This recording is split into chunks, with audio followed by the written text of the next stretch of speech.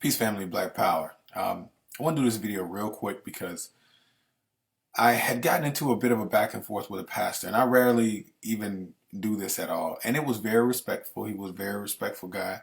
And a lot of Christians are not when you challenge their belief system. They will call you every name in the book, um, aside from actually addressing the issue of having no evidence and supporting a belief system that works against us and for white supremacy.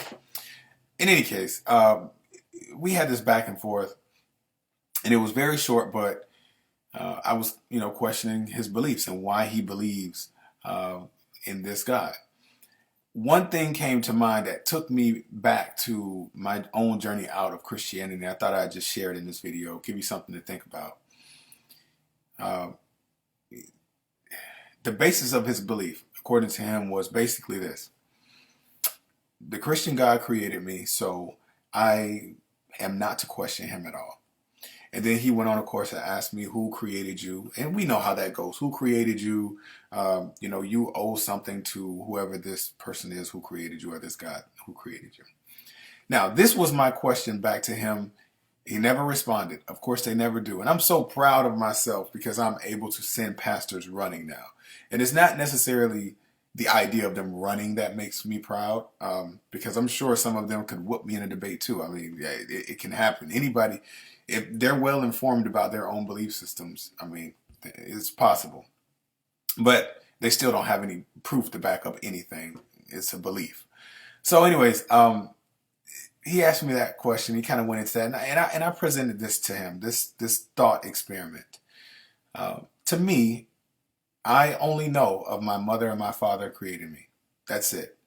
Anything beyond that is belief. Any God, there are thousands of gods. I mean, anything beyond that is belief. I know my mother and my father were my creators. That's all I know. Now,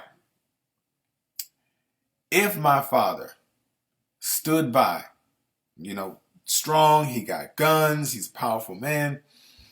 If he stood by and watched me be beaten, be raped, be taken advantage of in every way, be lied to, stolen from, rendered helpless, hopeless,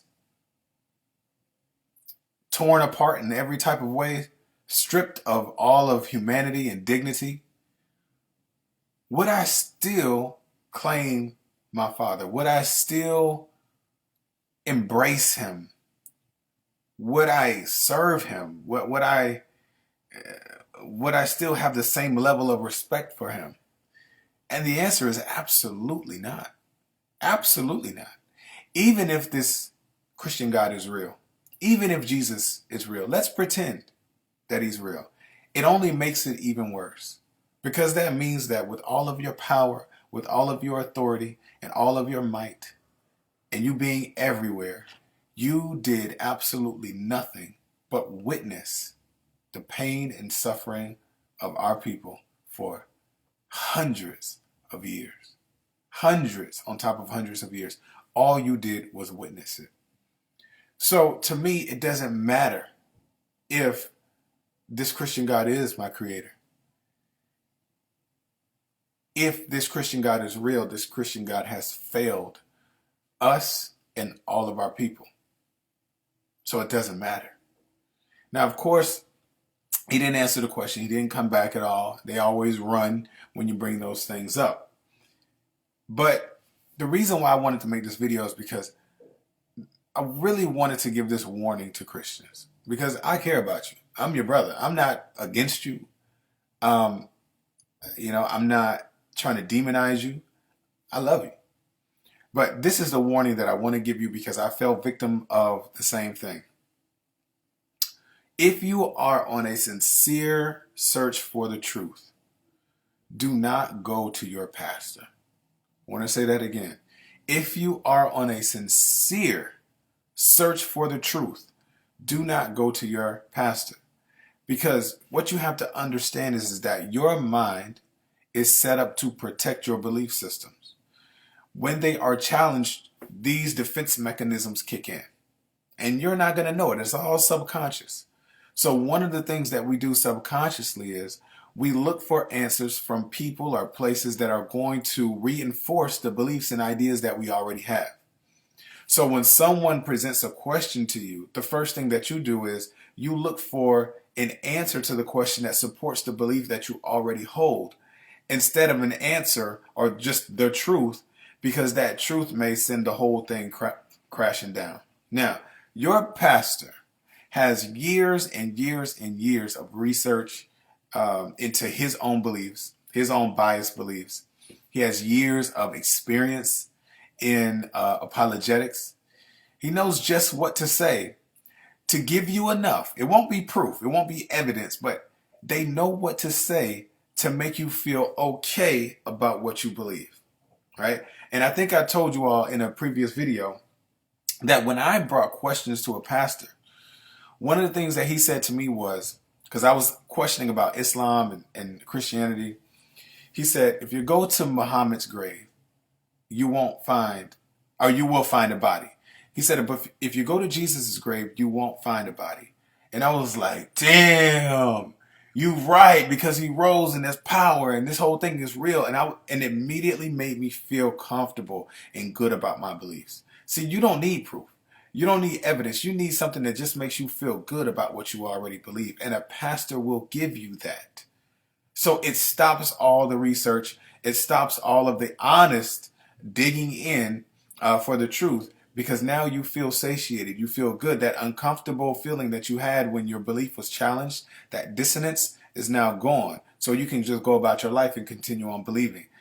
The reason why I warn you about that is because that single situation prolonged my waking up process by 2 years. Now, it's already going to take you about 1 to 3 years to even wake up. Even when you start to accept things, when they start to come in and you start to kind of question things, it's already going to take about 1 to 3 years for all that unprogramming to begin, all that untangling to occur.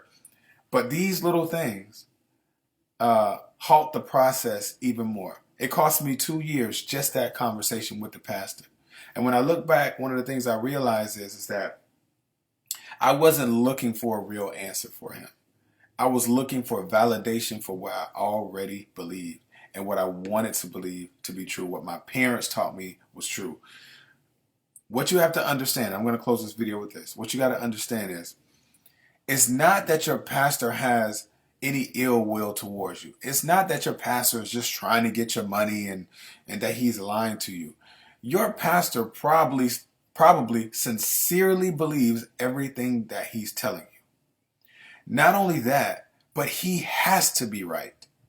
He absolutely 100% has to be convicted and right in his beliefs. Why? Because his whole life is at stake if he's wrong. The way he feeds his children, what he went to college for, his whole career. If he's been a pastor for 30 years, you think that you're just going to tell him something and he's going to say, you know what, you're right, Jesus never existed. No, he has too much skin in the game. And the more you have in the game to be right, the more those defense mechanisms are going to kick in when something challenges your beliefs. This is why older people, I think we should just leave them alone.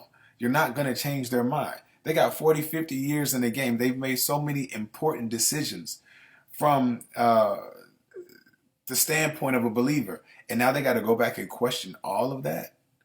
So your pastor has to be right. He has to be persuasive. Because every time he's persuading you, he's persuading himself that he is right. Everything that he taught his children, everything, he invested so much into it, he cannot be wrong. He can't be wrong. So what I would encourage you to do, whether you stay in Christianity or not, whatever, do your own honest research. Put the bias to the side and accept only the facts, only the things that can be proven. Can you prove hell exists? Can you prove heaven exists? Can you prove any of these things? Only accept what you can prove. And that will lead you to the path, or on the path of truth. I always tell people, don't follow me. Follow the truth. All right? Make sure you get the book, It's Okay to Let Go, at itsokaytoletgo.com. The link is going to be in the box below. Comment, share, like. because we don't want to preach to the choir. We want to make sure that the people who need to hear this hear it. I'm sorry to be the one to tell you, family, but Jesus is just not coming back for your black ass. Till next time, everybody. Hotel.